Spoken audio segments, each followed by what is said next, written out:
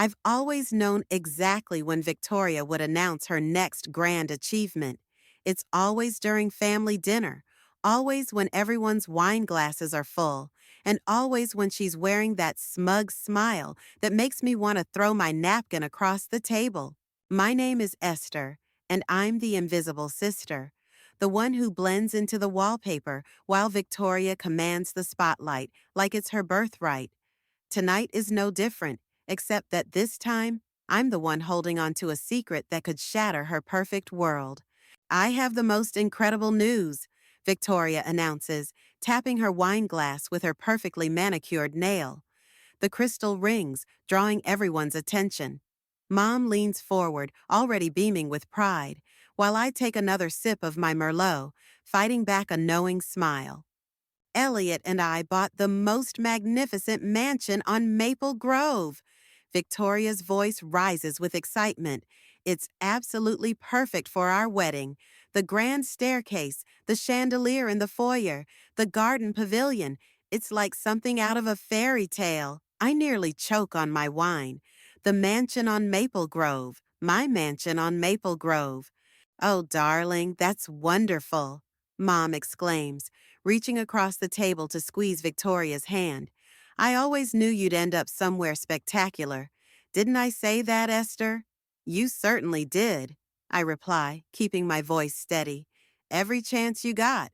Show them the photos, honey, Elliot says, his arm draped around Victoria's shoulders.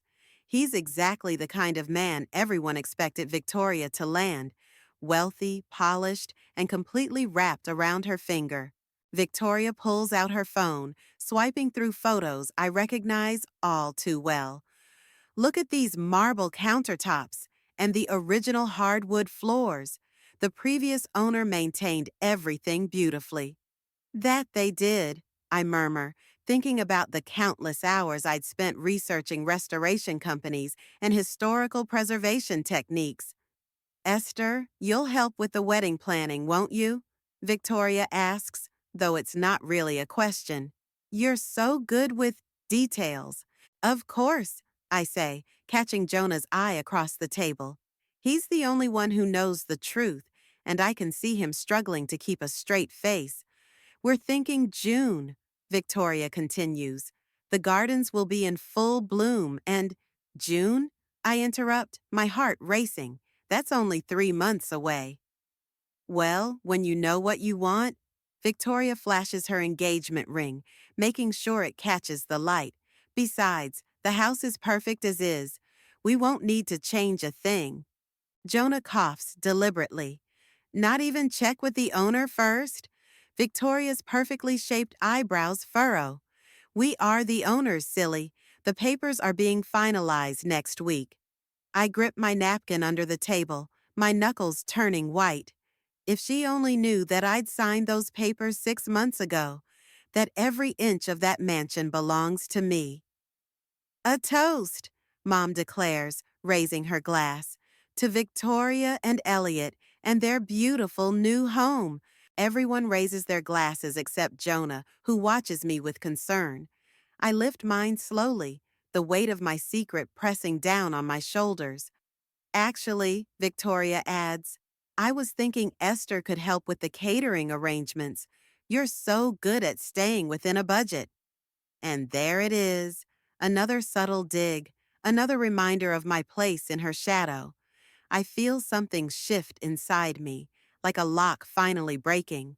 I'd love to help, I say, my voice dripping with honey. After all, I know that house better than anyone.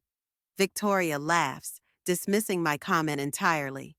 Oh, please, you've only been there once with me last week. If she only knew about the nights I spent walking through those rooms, planning renovations, imagining a life where I finally step out of her shadow. But soon she would. Soon everyone would. More wine? Jonah offers, breaking the tension. As conversation flows around me, I catch fragments of Victoria's wedding plans, each more elaborate than the last. She's already talking about where to place the champagne fountain, which walls to drape with silk, how to transform my carefully restored dining room into her vision of wedding perfection. I smile and nod, playing my usual role of the supportive sister. But inside, I'm counting down the days. Let her plan, let her dream, let her stand in the spotlight one last time. Because when June comes, she'll finally learn what it feels like to be the one in the shadows. And I'll be the one holding the deed to her perfect fairy tale ending. More dessert, anyone? Mom asks, already cutting Victoria an extra large slice of cheesecake. No thanks, I say quietly, savoring the sweetness of my secret instead. You should have seen your face when she started talking about the champagne fountain, Jonah says, handing me a coffee as we sit in my apartment the next morning. I thought you were going to explode. I almost did. I curl up in my favorite armchair, watching the steam rise from my cup. She wants to put it right where I planned my reading nook. Can you believe that? You know what would solve this whole problem? Jonah leans forward, his expression serious. The truth. Before I can respond, my phone buzzes. Victoria's name flashes across the screen, and I suppress a groan. Esther, Victoria's voice blares through the speaker. I need you at the mansion in an hour. The wedding planner's coming, and someone needs to take notes. I have work. I already called your boss. He's giving you the morning off. Isn't that wonderful of him? Of course she did. Victoria has always treated my time like it belongs to her. Fine, I say, shooting Jonah an exasperated look. I'll be there. Perfect. Oh, and wear something. Professional. The wedding planner is very high-end. The line goes dead before I can respond. See? Jonah gestures at my phone. This is exactly why you need to tell her. It's not that simple. I set my coffee down. You didn't grow up with her and Mom. Every time I achieved something, Victoria had to do it bigger, better. When I got into college, she had to get into a better one. When I started my career, she had to land a more prestigious job. But this time you've got her beat. That mansion is yours, fair and square. A knock at my door interrupts us. I open it to find Frankie, our family friend, holding a stack of mail. This was delivered to my place by mistake, she says, handing me an envelope. It's from Harrison and Mills Real Estate. My heart stops. The envelope is clearly addressed to me, but the return address shows the mansion's location. Thanks, I say quickly, stuffing it into my bag before Frankie can ask questions. After she leaves, Jonah raises an eyebrow. Close call. Too close? I grab my coat. I need to get to the mansion before Victoria sends out a search party. The drive to Maple Grove is familiar now, each turn bringing me closer to the property I'd fallen in love with months ago. Victoria's sleek sports car is already parked out front when I arrive. Finally! She emerges from the front door, clipboard in hand. The planner's already inside. She's talking about hanging crystal curtains from the ceiling. Isn't that divine? I follow her into my foyer, my beautiful, historically accurate foyer that she wants to turn into a crystal wonderland. Victoria, I start, gathering my courage. Don't you think you should wait until the sale is final before making these plans? She waves her hand dismissively. Oh, please, it's practically done. Elliot's lawyer is handling everything. The wedding planner, a sharp-dressed woman named Rachel, appears with fabric swatches. Now, about the grand ballroom. It's not a ballroom, I interrupt. It's the main living room, and those walls are original Victorian wallpaper. Rachel and Victoria stare at me. How would you know that? Victoria asks, her eyes narrowing. I did some research, I stammer, because you asked me to help with the planning. Well, regardless, Rachel continues, we'll need to cover those walls. They're not quite the right aesthetic. I bite my tongue so hard I taste blood. The next hour is torture. They discuss ripping up carpets, painting woodwork, and hanging drapes over windows that I'd specifically restored to let in natural light. Oh, Victoria claps her hands. We should look at the deed to check if there are any restrictions on modifications. Elliot's lawyer sent it over. My blood runs cold. The deed? It's in my email somewhere. She scrolls through her phone. Just then, the envelope in my bag feels like it's burning a hole through the leather. One peek inside, and she'd know everything. Never mind, Victoria says, giving up the search. The lawyer will handle it. Now, Esther, I need you to start calling vendors. I've made a list. She hands me a paper filled with her loopy handwriting. Florists, caterers, musicians, enough work to keep me busy for weeks. Victoria, I say slowly, maybe you should wait. Don't be such a worrywart. She cuts me off. This is happening. The mansion is mine and it's going to be perfect. I look around at my home, the home I'd chosen, bought, and loved, and feel something inside me harden. You're right, I say, my voice steady. Everything will be exactly as it should be. Victoria beams, mistaking my words for support. But Jonah was right. The truth would come out. And when it did, it would be on my terms, not because of a misdelivered envelope or a lawyer's email. I tucked the vendor list into my bag, right next to the real estate envelope, and smile. June couldn't come soon enough.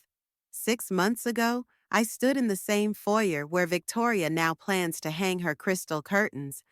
The real estate agent, Ms. Peters, watched as I ran my hand along the mahogany banister. The asking price is firm, she said, but given your financial history and the pre-approval from the bank, I'll take it, I interrupted, still staring at the staircase. Don't you want to discuss it with your family first? I shook my head. This is just for me. Now, sitting at Mom's dining table for Sunday brunch, that memory feels like a lifetime ago. Victoria's voice cuts through my thoughts. The renovation team starts tomorrow, she announces, spreading cream cheese on her bagel.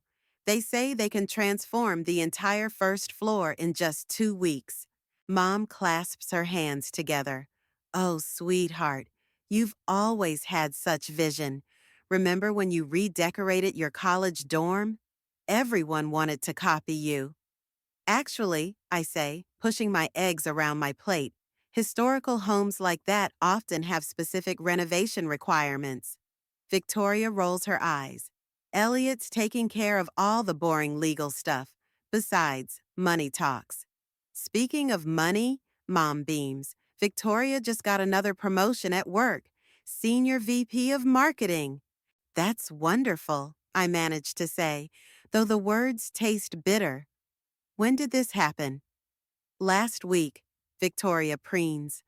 I would have mentioned it at dinner, but I was too excited about the mansion. Of course she was. My sister's life is a carefully orchestrated series of achievements, each one timed for maximum impact. Esther, Mom turns to me, her smile dimming slightly. How's your job going? Still at that little publishing house? Before I can answer, my phone buzzes. It's Jonah. Sorry, I say, standing up. I need to take this. I step onto the back porch, grateful for the escape. Your timing is perfect. That bad, huh? Jonah asks. Listen, I just drove by the mansion. There's a whole construction crew outside. My stomach drops. What? They're unloading equipment. Look serious. She can't do this, I whisper, pacing the porch. Those papers aren't even signed yet. Then stop her, Jonah says firmly. Go over there right now and... The sliding door opens behind me, and I quickly end the call. Rosalind, my cousin, steps out. You okay? She asks, closing the door. You look like you were about to explode in there.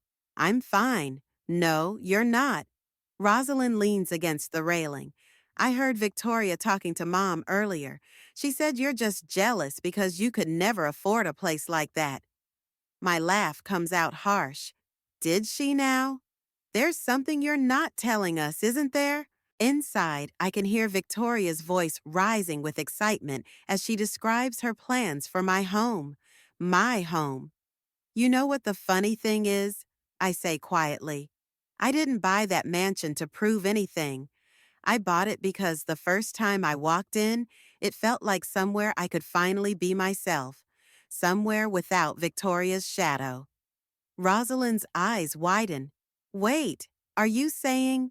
The sliding door opens again. There you are, Victoria interrupts.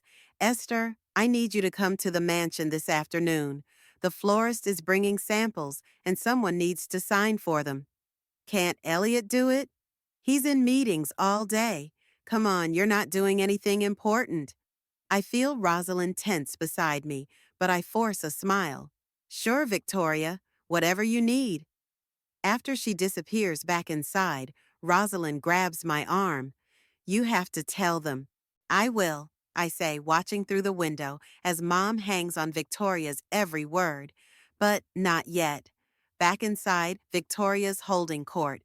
The wedding will be the social event of the season. Everyone who's anyone will be there. I'm so proud of you, Mom says, tears in her eyes. You've accomplished so much. I think about the deed locked in my safe at home, about the months I spent working overtime and living on ramen to save for the down payment, about all the dreams I had for that house. Oh, Esther, Victoria calls out, while you're at the mansion later, can you let the construction crew in? They need to start removing that awful wallpaper. Something inside me snaps. No. The room goes quiet. Excuse me? Victoria's smile freezes. I said no. I stand up straighter. I have plans this afternoon. But find someone else to be your doormat, Victoria. I'm done. I grab my purse and walk out, ignoring Mom's shocked gasp and Victoria's sputtering. As I drive away, my phone lights up with angry messages. But for the first time in years, I feel light. Let them wonder. Let them worry. In less than 3 months, they'll understand exactly why I finally said no. The sound of power tools greets me as I pull up to the mansion the next morning. My hands shake as I watch workers carrying out pieces of original crown molding, my crown molding, and tossing them into a dumpster. Stop! I jump out of my car. What are you doing? A foreman approaches, clipboard in hand. Following the renovation plans, ma'am. Are you with the wedding party? Before I can answer, Victoria's voice rings out from the front door. Esther, what are you doing here? She's wearing a hard hat like it's a fashion accessory, complete with a pink bow stuck to the side. I was driving by and saw them destroying the house, I say, trying to keep my voice steady. Destroying? Victoria laughs. We're improving it. Wait until you see what we're doing with the library. My heart stops. The library? I follow her inside, past workers carrying paint cans and drop cloths. The library, my favorite room, with its floor-to-ceiling bookshelves and reading window, has been gutted. The shelves are gone, leaving ghost rectangles on the walls. We're turning it into the gift room, Victoria explains, gesturing grandly. The shelves were so stuffy and old-fashioned. Elliot agrees this will be much more practical. Where? I swallow hard. Where are the shelves? Oh, in the dumpster, I suppose. They were just cheap wood anyway. Those cheap shelves were hand-carved oak from 1892. I'd spent weeks researching their history. Victoria, I managed through clenched teeth. You can't just, oh, she claps her hands. While you're here, I need your opinion on something. The workers found this weird old document behind one of the shelves. It looks important, but it's so dusty. She leads me to a side table where a framed piece of paper sits. My blood runs cold. It's the original deed to the house, dated 1890. I'd been looking for it everywhere. We should probably throw it out, Victoria muses, reaching for it. No, I snatch it away. It's historically significant. I'll take it. Victoria shrugs. Whatever. Oh, did you hear? Elliot's parents are flying in next week to see the house. I told them all about the improvements we're making. A crash from upstairs makes us both jump. What was that? I ask, already running toward the stairs. Probably just the crew removing those ugly stained glass windows in the master bedroom. Victoria calls after me. We're replacing them with modern ones. I freeze mid-step. Those windows were what made me fall in love with the house in the first place. The way the morning sun painted rainbow patterns across the floor. Victoria! Elliot's voice booms from the front door. The contractor needs to discuss the budget. I peek over the railing to watch their interaction. Budget? Victoria's voice rises. What do you mean? Daddy said he'd cover everything. Well, these changes are exceeding even his expectations, Elliot says, looking uncomfortable. Maybe we should scale back some of the renovations until after the wedding. Scale back? Victoria stamps her foot. This is my perfect day we're talking about. I won't compromise. Our perfect day, Elliot corrects quietly. From my hidden spot on the stairs, I watch Rosalind slip in through the front door, probably looking for me after our conversation yesterday. She hangs back, listening. The house needs to be perfect, Victoria insists. I won't have people thinking we can't afford the best, especially not my sister. What does Esther have to do with this? Victoria laughs sharply. Please, she's always been jealous of me. You should see how she looks at this house, like she wishes it was hers, as if she could ever have something this magnificent. I hear Rosalind's sharp intake of breath from below. That's a bit harsh, Elliot says. Esther's always been supportive. Because she has to be. She's nothing but my plain, boring little sister who'll probably end up alone with a bunch of cats and those stupid books she loves so much. The antique banister creaks under my grip. Victoria! Rosalind steps forward. How can you say that about your own sister? Oh, please. Victoria waves her hand dismissively. Everyone knows it's true. Now, about these renovations. I've heard enough. I walk down the stairs, making sure my heels click loudly on each step. Victoria spins around, her face paling slightly. Esther, I didn't know you were still here. Obviously. I clutch the framed deed to my chest. Don't worry about the budget, Victoria. Something tells me these renovations won't be continuing much longer. I walk out, holding my head high, Rosalind close behind me. Let Victoria wonder what I meant. In just a few weeks, she'd understand exactly how wrong she was about her plain, boring little sister. Behind us, I hear Elliot ask, "What did she mean by that?" Victoria's response is lost in the sound of another crash upstairs, like the house itself is protesting its destruction. She's destroying everything, I tell Jonah as we sit in his living room that evening. The rescue deed sits on his coffee table between us. Those windows, the shelves, everything that made the house special. Then it's time. Jonah leans forward. The wedding's in 2 weeks. How long are you going to wait? Before I can answer, my phone rings. Victoria's face appears on the screen. Ignore it, Jonah advises. I shake my head and answer. Hello? Finally. Victoria's voice is shrill. I've been calling for hours. Listen, there's been a tiny problem with the wedding plans. What kind of problem? Elliot's lawyer says there's some issue with the house paperwork. Something about the deed being unclear. Anyway, I need you to call the real estate office first thing tomorrow and sort it out. I catch Jonah's eye. He mouths, tell her. Victoria, I start, about the house. Oh, and the wedding planner quit. Can you believe it? She said something about ethical concerns and unauthorized renovations. So now I need you to take over all the planning. What? No, Perfect. I'll email you her files. Oh, and Mom wants you to give a speech at the reception. Nothing too long. Maybe just talk about how I've always been your role model. The laugh that escapes me is borderline hysterical. Your role model? Well, obviously. I mean, look at everything I've accomplished. The career, the mansion, Elliot. The mansion isn't. Speaking of Elliot, she interrupts again. He's being weird about the renovation costs. Could you maybe talk to him? Explain how important this is? Important? I stand up, pacing Jonah's living room. You mean like those stuffy bookshelves were important? Or the ugly stained glass windows? Why are you being so difficult? This is my wedding. In my house, the words burst out before I can stop them. Silence fills the line. What did you say? Victoria's voice is dangerously quiet. Nothing. I have to go. I hang up, my hands shaking. Well, Jonah says, that was almost the truth.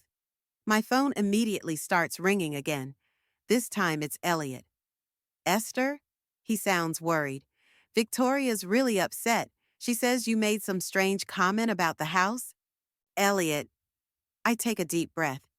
Has Victoria shown you the actual deed to the mansion? Her lawyer's handling all that. Why? Maybe you should ask to see it. Another call beeps through. Mom this time. I decline it. Esther, Elliot says slowly, is there something I should know? Before I can respond, I hear Victoria in the background. Is that my sister? Give me the phone. There's a scuffling sound, and then Victoria's back. Listen here, you little... I end the call. That went well, Jonah says dryly. My phone lights up with text messages. Mom, call your sister right now. Victoria, how dare you try to ruin this for me? Elliot, we need to talk. Rosalind, stay strong. She had this coming. I need a drink, I announce. Jonah heads to his kitchen but stops when someone pounds on his front door. Esther! Victoria's voice rings through the wood. I know you're in there. Open up. I peek through the peephole. Victoria stands there in her wedding planning outfit, complete with the bedazzled clipboard she's been carrying everywhere. Go away, Victoria. Not until you explain what you meant. This is my house, my wedding, my perfect day. I yank open the door. Perfect? You're destroying a historic home, alienating everyone around you. And for what? To prove you're better than me? I am better than you. I always have been.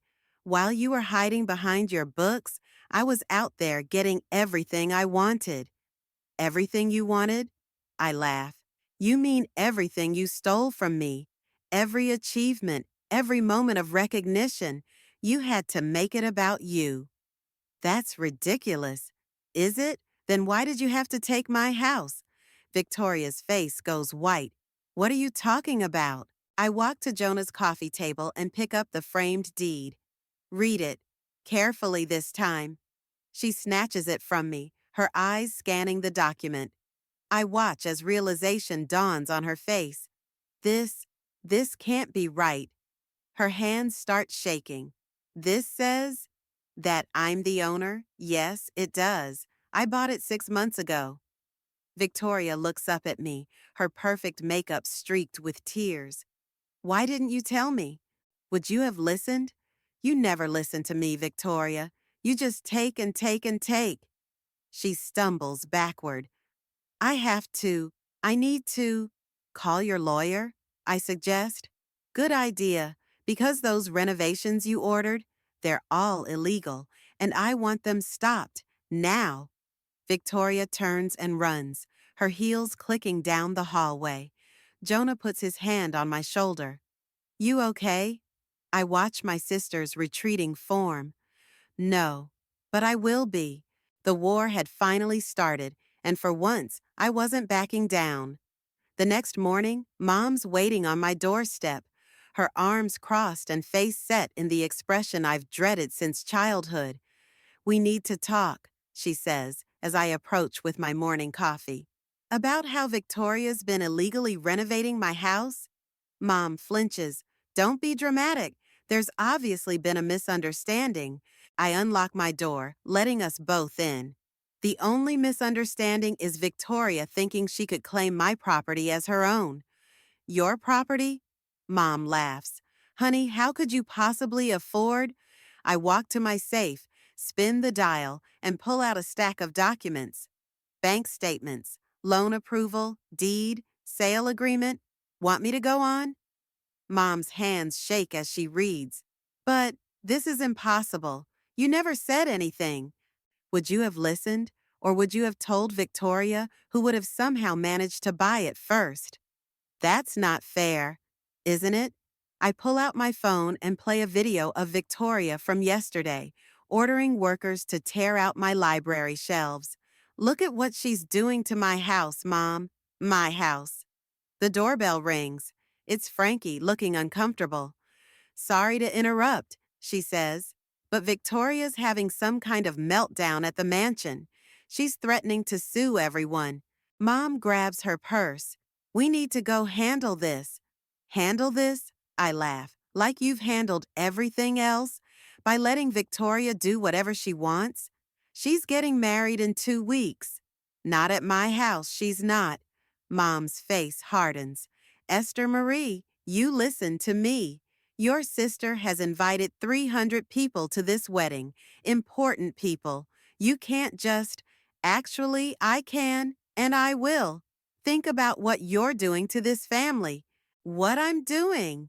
My voice rises. What about what she's doing?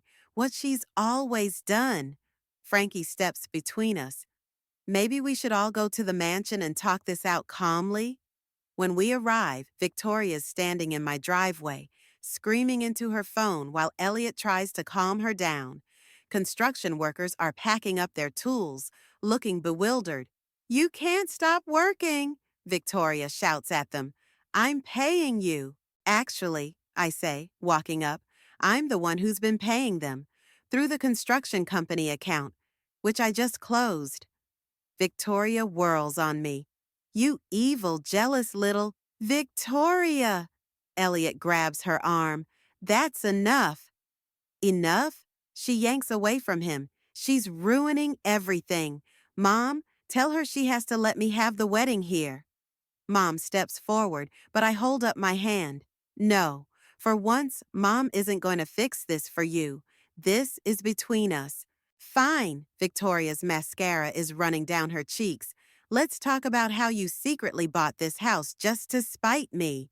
I bought it because I loved it, because for once in my life, I wanted something that was just mine. Nothing is just yours. You're nothing without me. Who even are you besides Victoria's little sister? The words hang in the air like poison. That's who I've always been to you, isn't it? I say quietly. Just your shadow, your backup, your servant. I gave you purpose, Victoria screams. I made you part of something important. Elliot steps back, staring at his fiancée like he's seeing her for the first time. Victoria, he says slowly, do you hear yourself? Not you too. She rounds on him. This is all her fault. She's turning everyone against me. No, I say firmly. You're doing that all on your own. Mom finally finds her voice. Girls, please, we can work this out. Esther, surely you can let your sister. Stop it, Mom. Rosalind's voice cuts through as she walks up the driveway. For once in your life, stop defending Victoria. Victoria lets out a strangled laugh. Of course you're on her side. Everyone's suddenly on perfect little Esther's side. No one's on anyone's side, Elliot says. But this wedding, maybe we should postpone. Postpone? Victoria's voice reaches a new pitch. Never. Esther, I swear if you don't let me have my wedding here, You'll what? I step closer. Sue me? Go ahead. I have all the paperwork. Or maybe you'll tell Mom on me. Run to Daddy? Face it, Victoria. You've lost. She stares at me, mascara-stained tears rolling down her face. For a moment, I see something I've never seen in my sister's eyes before. Fear. The wedding is in 2 weeks, she whispers. Not here, it's not. Victoria looks around wildly, at Elliot's disappointed face, at Mom's helpless expression, at the workers driving away with their tools. This isn't over, she hisses, then turns and runs to her car. As she peels out of the driveway, Mom starts to follow, but Rosalind holds her back. Let her go, Rosalind says. It's time she learned she can't always get her way. I look up at my mansion, my beautiful, partially destroyed mansion, and feel a strange mix of victory and sadness. The war wasn't over, but for the first time, I was winning. The day of Victoria's wedding arrives with storm clouds gathering overhead. I stand in front of my mansion, watching caterers and decorators swarm up the driveway like ants. I can't believe she actually did this, Jonah says beside me. Victoria had sent out new invitations yesterday, announcing the wedding would proceed as planned, at my mansion, whether I liked it or not. Your sister's got nerve, Rosalind says, joining us. Half the town's already here. I check my phone. 3 missed calls from Mom, 10 from Victoria. A text from Elliot. I tried to stop her. I'm sorry. Ready? Jonah asks. I nod, gripping the folder containing the deed, police reports about the illegal renovations, and a cease and desist letter from my lawyer. We walk toward the growing crowd. Victoria stands at the center, resplendent in her wedding dress, directing people like a general commanding troops. The arch goes there. No, the flowers need to be higher. Where are the crystal curtains? She freezes when she sees me. You're not dressed, she says, eyeing my jeans and blazer. The bridesmaids' dresses are upstairs. I'm not your bridesmaid, Victoria. I'm the owner of this house, and you're trespassing. The nearby guests fall silent, turning to watch. Don't make a scene, Victoria hisses. You're embarrassing yourself. Am I? I raise my voice slightly. Everyone, may I have your attention, please? Esther, don't you dare. I'm sure you're all wondering why the bride's sister is dressed so casually at this lovely wedding. The answer is simple. This isn't Victoria's wedding venue. This is my home. Murmurs ripple through the crowd. She's lying, Victoria's voice rises hysterically. This is my house, my perfect day. Actually, Elliot steps forward, looking uncomfortable in his tuxedo. I've seen the deed. Esther's telling the truth. Victoria whirls on him. Whose side are you on? The side of honesty for once. Mom pushes through the crowd. Girls, please, the guests are watching. Good, I say. Let them watch. Let them see exactly who Victoria really is. I am the bride, Victoria screams, her carefully styled hair coming loose. This is my day. No, I pull out the police report. This is a documented case of trespassing and vandalism. Officers? 2 police officers step forward from where they'd been waiting by their car. Ma'am, one says to Victoria, we need everyone to leave the premises. Victoria looks around wildly, mascara already starting to run. But the caterers, the flowers, the guests should never have been invited here, I finish. You knew this wasn't your house, Victoria. You knew what you were doing was wrong. Wrong? She laughs manically. What's wrong is having a sister who's so jealous she'd ruin my wedding. Jealous? Elliot's voice cuts through. Victoria, you destroyed her library. You ripped out 100-year-old fixtures. You tried to steal her house. I didn't steal anything. I deserve this house. I deserve everything. The crowd gasps as Victoria grabs a vase of flowers and hurls it at me. Jonah pulls me aside just in time, and it shatters against the front door. That's enough, the officer says firmly. Everyone needs to leave now. You can't do this. Victoria turns to Mom. Tell her she can't do this. But Mom just shakes her head, tears in her eyes. I should have seen this coming, should have stopped it years ago. Mom, I'm sorry, Victoria, and I'm sorry, Esther. I failed you both. Victoria's face crumples. Elliot, baby, please. But Elliot is already loosening his tie. The wedding's off, Victoria. I can't marry someone I don't even recognize anymore. The guests begin to leave, whispering among themselves. The caterers pack up their untouched food. The florists collect their arrangements. Victoria stands alone in her white dress, mascara streaking down her face. "You've ruined everything," she whispers. "No," I say quietly. "You did that all on your own." She turns and runs to her car, wedding dress trailing behind her. Mom follows, calling her name. As the last guests leave, Rosalind puts her hand on my shoulder. "You okay?"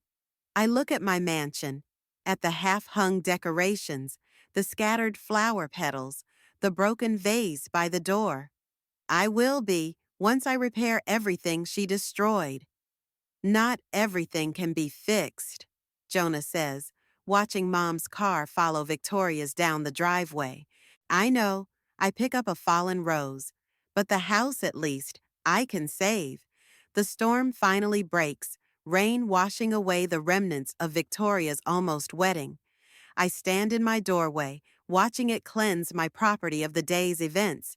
For the first time since buying this house, I feel truly, completely visible. No longer in Victoria's shadow. No longer the quiet, compliant little sister.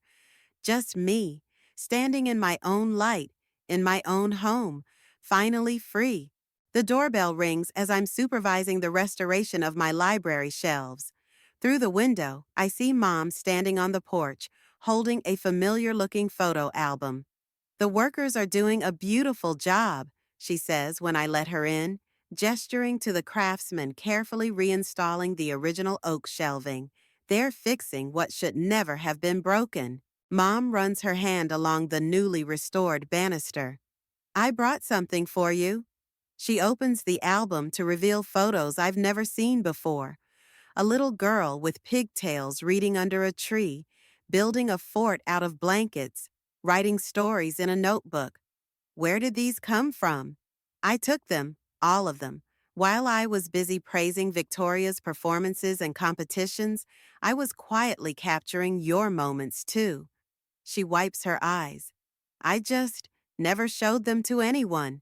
"Why not?" "Because Victoria would have found a way to make them about her, like she always did, and I let her, because it seemed easier than dealing with her tantrums." Mom closes the album. "I was wrong, Esther. So wrong." The doorbell rings again. This time it's Elliot. "Sorry to interrupt," he says, looking uncomfortable. "I found these in Victoria's things while I was moving out." He hands me a stack of papers, my old stories and poems from high school. "She kept these?" "She used to read them when she thought no one was watching. Said they were better than anything she could write." I stare at the papers, remembering how Victoria had publicly mocked these same stories at family gatherings.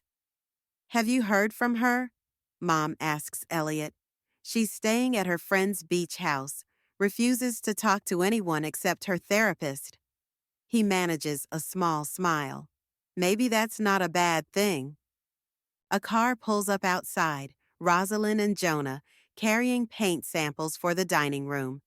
"Family meeting?" Rosalind asks, seeing us all gathered. "Something like that," I say. "Perfect timing." Jonah holds up the samples. "We need opinions on the original color scheme." As we discuss paint colors and restoration plans, the doorbell rings one final time. My heart stops when I see who it is. Victoria stands there, no makeup, hair pulled back simply. She looks younger somehow, more like the sister I remember from before competition and jealousy consumed her. "The library shelves," she says quietly, peering past me. "They look right again." "They do." She holds out an envelope. "This is for you." Inside, I find receipts for all the renovation work she'd ordered, along with a check covering the damages. "I sold my car," she explains, "and some other things. It won't fix everything, but—" "Victoria, please let me finish." She takes a deep breath. "I've been talking to my therapist about why I needed to make everything about me. Why I couldn't stand seeing you have something I didn't. She looks down. I was afraid if you started shining, people would stop seeing me altogether. That's not how light works, I say. It multiplies, it doesn't divide. Victoria's eyes fill with tears. I know that now, or I'm learning to know it. She glances at Elliot, then quickly away. I'm learning a lot of things. Mom steps forward. Would you like to come in? We're choosing paint colors. Victoria shakes her head. Not yet. I need to earn that right back.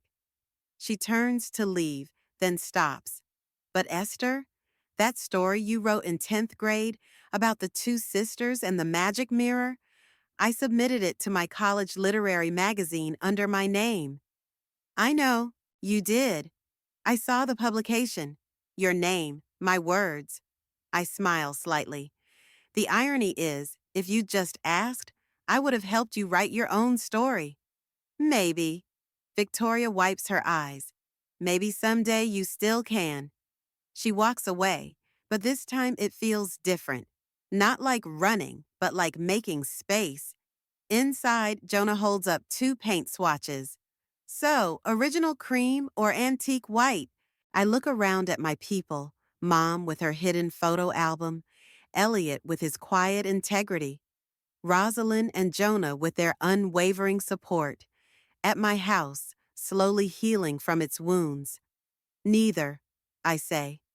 I think it's time for something new, something that honors the past but isn't afraid to shine. Mom squeezes my hand. Like you. Through the window, I watch Victoria's retreating form. The shadow between us is still there, but it's shifting, changing shape. Maybe one day it will disappear altogether, or maybe it will remain as a reminder of who we were and who we're becoming. Either way, I'm done living in it. Let's get to work, I say, turning back to my family. This house isn't going to restore itself, and neither are we. But for the first time, I believe both restorations are possible.